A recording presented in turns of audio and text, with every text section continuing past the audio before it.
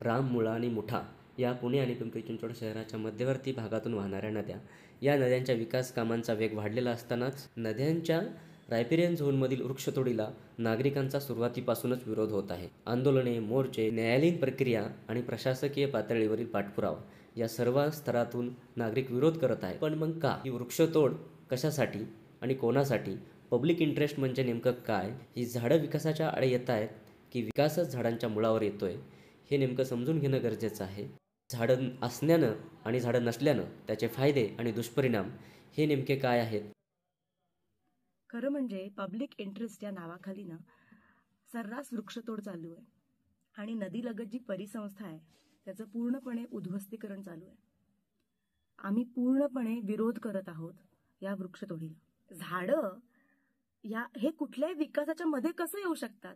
आपले प्लॅन आहेत ना त्या झाडांच्या अवतीभोवती आपण केले पाहिजेत. आणि झाडं एकमेव सोल्युशन आहेत खूप प्रॉब्लेम्सवर. एअर पोल्युशन वरती नक्कीच झाडांचा खूप मोठा कॉन्ट्रीब्युशन आहे त्याला कमी करण्यासाठी.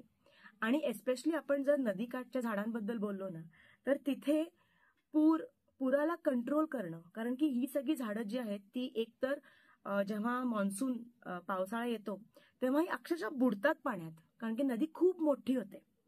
आणि पावसाळा संपला, नदी हळूहळू बारीक झाली तेव्हा पण ही जिवंत आणि मस्त असतात झाडं. झाडांमुळे खूप हे पाणी शोषून घेतात आणि पृथ्वीत ते पाणी जातं, छानपैकी मुरतं. त्यामुळे फ्लड मिटिगेशन हा एक खूप मोठा रोल आहे, खूप मोठं काम आहे जे झाडं करतात. आणि बरीचशी झाडं असं की वाळुंज आहे, अक्षरशः त्याच्या फांद्या आणि पानं ना अशी पाण्याला टच करत असतात. तिथे खूप सारे पक्षी आणि मासे आपली अंडी घालतात, आपली घरटी करतात, संरक्षण मिळतं त्यांच्या अंड्यांना. त्यामुळे नेस्टिंग आणि रेस्टिंग अशी दोन्ही कामं त्यांची होऊन जातात.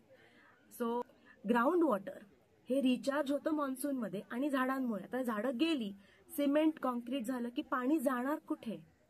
सो आपल्याकडे भूजल ह्याची पातळी पटकन कमी होणार आहे. टँकरवरती आपलं अवलंबिकता वाढणार आहे. खूप खूप काम झाडं करतात, एस्पेशली रायपेरियन झोन मधली झाडं. आणि त्यांचं वैशिष्ट्य असतं की तिथेच ती वाढतात आणि स्वतःहून वाढतात. तुम्ही तीच झाडं दुसरी कुठेतरी नेलीत आणि तिथे ट्रान्सप्लांट करायचा प्रयत्न जरी केला, अगदी चांगल्या पद्धतीने केलं ट्रान्सप्लांट, तरी सुद्धा ती नाही वाचणार. त्यांना तिथे एक्स्ट्रा जे जास्त मॉइश्चर लागतं ना ते तिथेच मिळतं. तर ही अजून एक मोठी गोष्ट आहे. ज्या लोकांनी झाडांचा खूप अभ्यास केलाय ना ते म्हणतात की झाडांचं वय एकतर वैज्ञानिक पद्धतीने नाही मोजलं जात.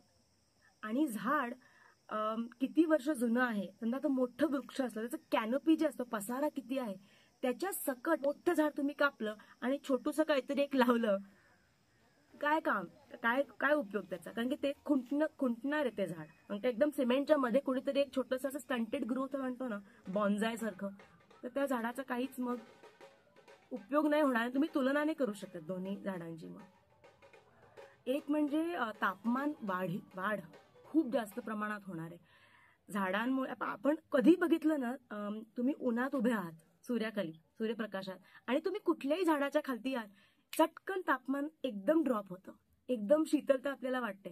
आता हे सगळं जाणार, कारण की झाडच जाणार. आणि तिथे उलट नुसते झाडं जाणार तर नाही, तेवढंच नाही, खालती माती असंही नाही, ती मातीही जाणार, कारण की तिथे सिमेंट आणि कॉन्क्रीट येणार. त्याच्यामुळे इतका जास्त टेम्परेचर वाढणार आहे, त्यांनी खूप त्रास होणार आहे. मी अगोदर पूरग्रस्त आपण जास्त होणार आहोत. पुण्यामध्ये जिथे आतापर्यंत पूर परिस्थिती नव्हती अशा भरपूर ठिकाणी येणार आहे पूर. आणि प्यायचं पाणी, भूजल हे कमी कमी कमी होत जाणार आहे.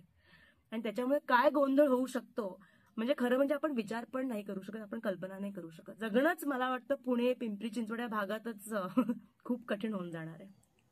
पर्यावरण संतुलन आणि प्राणवायू देणारी ही झाडं ही वाचवण्यासाठी निसर्गप्रेमी नागरिक झटतायत, निवेदने देत आहेत, मोर्चे काढतायत, संवाद करतायत शासन स्तरावर. पण विकासक असतील, शासकीय अधिकारी, कर्मचारी आणि सरकार आणि नागरिकसुद्धा या सर्वांनी मिळून आज जागतिक तापमानवाढ आणि ग्लोबल वॉर्मिंगच्या समस्येला समोर जाताना ही झाडं वाचवण्यासाठी सकारात्मकपणे, एकत्रितपणे पावलं उचलण्याची गरज आहे.